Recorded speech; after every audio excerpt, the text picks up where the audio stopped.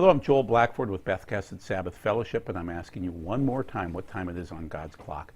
We're up to chapter 21 of Revelation. You've stuck with me this far. We only have 2 more chapters to go, and it's very messianic. Not so much this chapter, it's close, but chapter 22 is very, very messianic, which means that it points to the Messiah returning and to what the Messiah embodies, which is the Torah, the whole Bible, all the way through.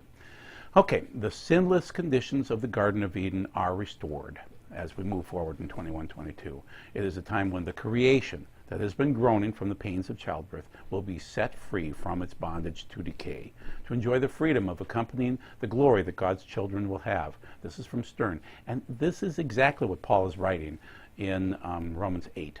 It's interesting. You think of Romans 8 as being predestination and free will, but it's really talking about the restoration of what was given up by Adam and Eve and the Satan, for that matter, too, in Revelation 1 through 3. Okay? The new heaven is going to sound like a new Jerusalem, okay? That's our heaven, okay? We're going to be living here on the earth with him as he burns everything out and cleans it all up. He's wiping the tears now, okay, which is interesting. The New Jerusalem is described very exactly, and it's very large too, which is interesting. This chapter should remind you of Sukkot, okay? I'm going to try to point out some of those things. Stern mentions it. It is reminiscent, but you have to see the living with him part of it, okay? Citing burning them and their crimes. Interesting. I don't know why he's citing that, but we'll talk about it, okay? The Lamb will be our light. And that's an interesting one, too. No sun, no moon, no stars. The Lamb is our light. Okay. And the Naos, the Holy of Holies. Where is it now? We'll talk about these points. As I always do, when we lead into every one of these videos, even the last ones here, we always talk about what brings us to this point of revelation. And the disciples asked Yeshua this. Tell us, when will these things happen? And what will be the sign that you are coming? And this everyday world will end. When's the marriage supper? And he says, birth pangs first. False prophets will come. They'll show you some great miracles. They'll scream, I'm the Messiah. You'll be led astray, some of you. There will be wars, famines, earthquakes. These are just the beginning of the birth pangs, and you're sensing it right now. As Trump just negated the deal with Iran yesterday, and we know that we're moving forward into a time frame of war. Everyone will attack Israel. The focus is on the Middle East. And this is Dave Williams, his comments. They're aligning the key Muslim nations against Israel. Israel is surrounded. Anti-Semitism is increasing. There's deception everywhere. There's chaos. There's famines. There's earthquakes, pandemics. There are so many problems going on in the world right now. In fact, we're becoming dull to these things, our family problems, and these weird revivals that are going on. Some of them are godly. I mean, I've checked out a South African fellow that's leading a godly revival, but I've been witness to some other revivals that are just sick and twisted. Okay, they don't look at God's word; they're looking at spirit-driven things. Okay, so be very, very careful. If you remember from before, this Therion spirit is what's driving these false spirits. Okay, that is that beast spirit, that lower form, that virus-like spirit. Okay, yeast-like in some ways too. Okay. As I always state, because my name is Joel Peter, I always state that Joel quotes it first and then Peter requotes it. After this, I will pour out my spirit on all humanity. Your sons and daughters will prophesy. Your old men will dream dreams. Your young men will see visions. And also on my male and female slaves in those days, I will pour out my spirit. I will show wonders in the sky and on the earth, blood, fire, and columns of smoke. The sun will be turned into darkness and the moon into blood. These are the birth pangs before the coming and the great terrible day of Adonai. We've gone through a linear story. This is not a narrative break. This is the end, okay? This is 21 and 22. But there are narrative breaks that occur in the Torah and in Revelation, but everything goes through in a line, pretty much. There are things that pop up in these breaks that can have, they're not time-based, okay? They're just storylines that need to be discussed. So you can't always fit the narrative spots in, but and you can't always do the chiasms, other than in the next chapter, in 22, it is chiastic. You'll see the prologue looking just like the epilogue, okay? Otherwise, the rest of it doesn't really match up with any chiastic structure. And don't listen to theologians that say, it's all chiastic, it's just fancy poetry. No, there are meanings behind these words. The Hebrew, the Greek, all has meaning. Dig into that, and then you'll get a better idea of what's going on. Okay, Stern argues that this particular chapter, 21, is a lot like, in the middle there, finally, the new heaven and the earth in 21, hold the position of the year's last holiday, the last Moedim, we call it, the festival, the joyous pilgrim festival of Sukkot, which all the nations of the world will one day celebrate. In Zechariah, he points it out in 16 through 19. Just as the new covenant, the nations of the world are invited to join Israel through the faith in Israel's Messiah, Yeshua. Okay, so keep in mind, he's linking these chapters, 19 with Rosh Hashanah, the festival of trumpets, Yom Kippur with 20, and now 21 with Sukkot. So let's see if it works. Okay, are we going to be living with him in this new kingdom, in this Sukkot-like kingdom? We'll see if it proves through. Okay, and I saw a new heaven. We're ready to go in 21. Then I saw a new heaven and a new earth, for the old heaven and the old earth had passed away. The sea was no longer there. And I saw the holy city, New Jerusalem, coming down out of heaven from God, prepared like a bride, beautifully dressed for her husband. I heard a loud voice from the throne say, "See!" God's Shekinah that's a Hebrew word that's found kind of in the Greek, but anyway, it's Shekinah. It's glory, it's beauty. You know the word. You might call it Shekinah, but it's Shekinah. Is with mankind, and he will live with them. That's the Sukkot theme that you should see throughout this, okay? They will be his people, and he himself, God with them, will be their God. That's the Sukkot thing. When you live with him, that is living in booths, kind of just out there with him, okay? So that times of refreshing may come from the Lord's presence, and he may send the Messiah appointed in advance for you. That is Yeshua. He has to remain in heaven until the time comes. That's what we're talking about right now, for restoring everything. That's what he's doing in chapters 21 and 22. As God said long ago, when he spoke through the holy prophets, for Moshe himself said, Adonai will raise up for you a prophet like me from among your brothers. You are to listen to everything he tells you. This is Acts, quoting what we're seeing right now in Revelation 21 and 22. Okay, so that is, first, this is Isaiah's version of this. Now, keep in mind, there isn't really a lot from the Tanakh, which is the first 39 books of the Bible, that describes what's going on. There's nothing really. There's nothing hardly that describes what's going on in chapters 21 and 22. But this is close. So let's look at 65 of Isaiah. For look, I create new heavens and a new earth. Past things will not be remembered. They will no longer come to mind. So be glad and rejoice forever in what I am creating. For look, I am making Jerusalem a joy and her people a delight. I will rejoice in Jerusalem and take joy in my people. The sound of weeping will no longer be heard in it, no longer the sound of crying. No more will babies die in infancy. No more will an old man die short of his days. Let's hope that doesn't happen. I'm feeling older. My birthday's coming up in a few months here.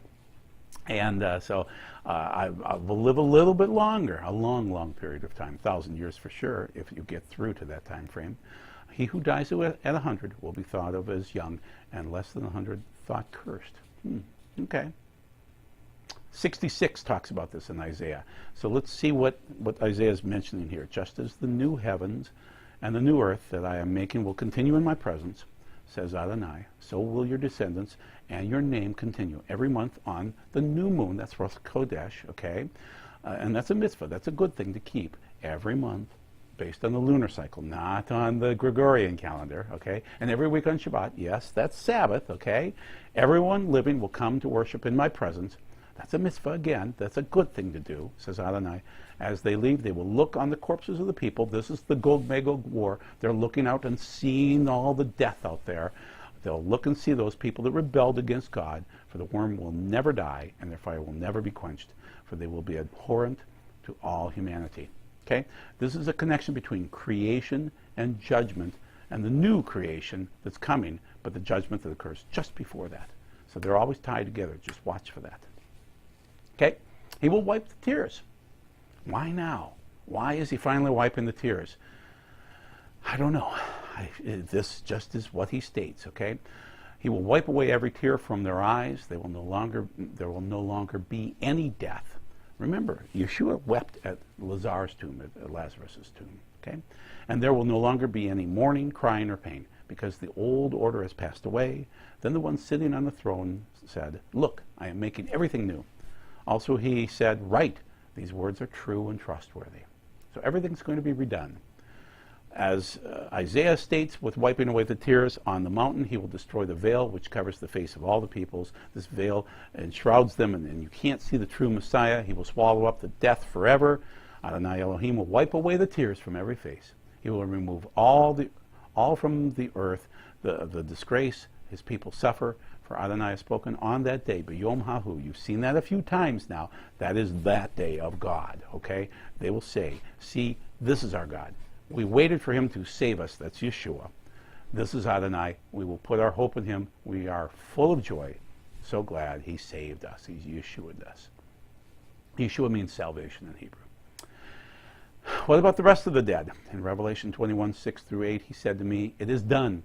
I am the Aleph and the Tav. I am the Alpha and the Omega, the beginning and the end. To anyone who is thirsty, I myself will give water free of charge from the fountain of life. He who wins the victory will receive these things. What is the fountain of life? But if we win the victory, we get that fountain of life. And I will be his God, and he will be my son. For as for the cowardly, this is the tough part. He still cites these sinners at this point in time. The cowardly, the untrustworthy, the vile, the murderers, the sexually immoral, those involved in the occult and with drugs, idol worshippers and all liars. Their destiny is the lake burning with fire and sulfur, the second death. It still carries through. You have to be a godly, goodly person. The fountain of life, what is that? Let's check out the fountain of life from other verses and see if this adds context to what we're reading in Revelation. For with you is the fountain of life. In your light we see light. Okay, light and life. It works, and that's the fountain of life. Okay. The teaching of a wise man is a fountain of life, enabling one to avoid deadly traps. That works too. The fear of Adonai is a fountain of life, enabling one to avoid deadly traps. Works again. But whoever drinks the water I will give them will never be thirsty again. On the contrary, the water I give him will be a spring of water inside him, welling up into eternal life. That's Yeshua speaking that. He is the water. He is the living water. As we call it in Hebrew, the Mayim Kaim.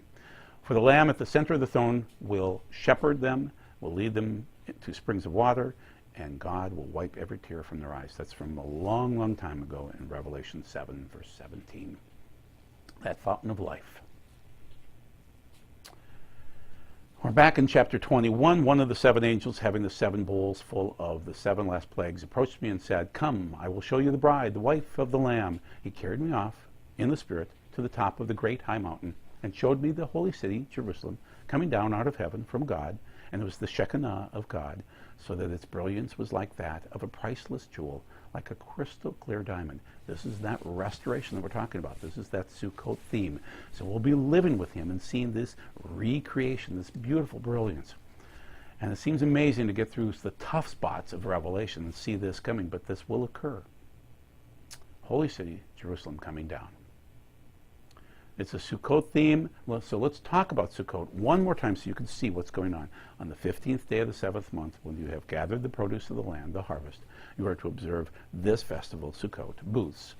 7 days. The first day is a complete rest, and the 8th day is a complete rest. On the first day, you should take some choice fruit.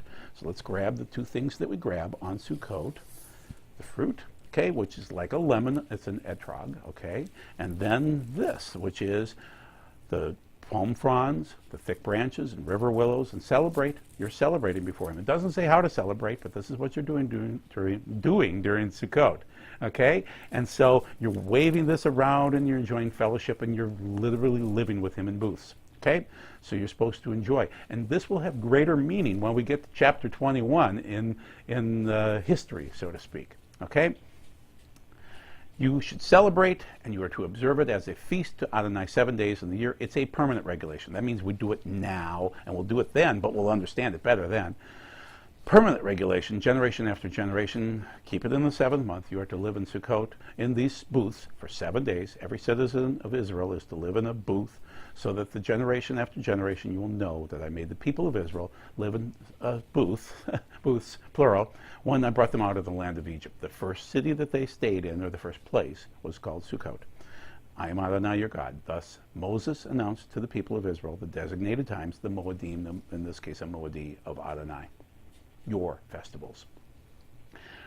Back to Revelation 21. He's describing where we will live with him during the Sukkot time with these wonderful Sukkot treasures that will make sense to us at that point in time. It had a great high wall with 12 gates.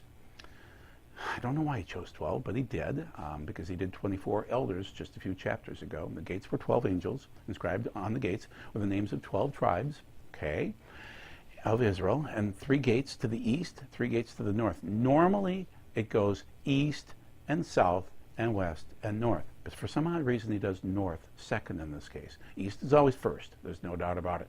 But to do north second is interesting because the first tribe blessed in Ezekiel 48 is Dan, of all of them, and given land.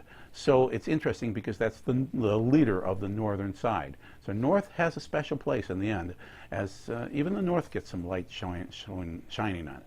Okay, the wall of the city was built on 12 foundation stones, and these were the 12 names of the 12 emissaries. Those are the disciples of the Lamb. 12 gates. This is somebody's artist's recreation of those 12 gates. Let's check out what David Stern has to say about the church and the Jewish people. His conclusion is there is no church apart from the Jewish people, especially at this point in time as we jump into the new covenant, okay? Apart from the new covenant, see related discussions. And that is in this way that all Israel will be saved. As the Tanakh says, out of Zion will come the Redeemer. He will turn away ungodliness from Jacob. That's Romans. Therefore, remember your former state, you Gentiles by birth, called the uncircumcised by those who merely because of an operation in their flesh are called the circumcised. At the time had no Messiah. You were estranged from the national life of Israel. You were foreigners to the covenants embodying God's promise. You were in this world without hope and without God, but now you were once far off, have been brought near through the shedding of Messiah's blood. So that's Ephesians, comparing this because both the church and the Jewish people fit together in the end times here. They both factor through. There are greater blessings for being a part of his covenant for both the church and Israel in the end times. Getting back to Revelation 21, the angel speaking to me had a gold measuring rod with which to measure the city, its gates, and its wall. The city laid out in a square. Interesting. Its length equal to its width. With the rod, he measured 1,500 miles. This is a huge city, okay, and it's square, with its length, width, and height the same. It's a cube. He measured its wall at 216 feet by human standards of measurement, which the angel was using. The wall was made of diamond, and the city of pure gold, resembling pure glass. It's beautiful. Finishing out, we're almost done with Revelation 21. The foundations of the city were beautiful, okay, decorated with all kinds of precious stones. The first foundation stone was diamond, the second sapphire, the third chalcedony, the fourth emerald, the fifth sardonyx, the sixth carnelian, the seventh chrysolite, the eighth beryl, the ninth topaz, the 10th chrysoprase.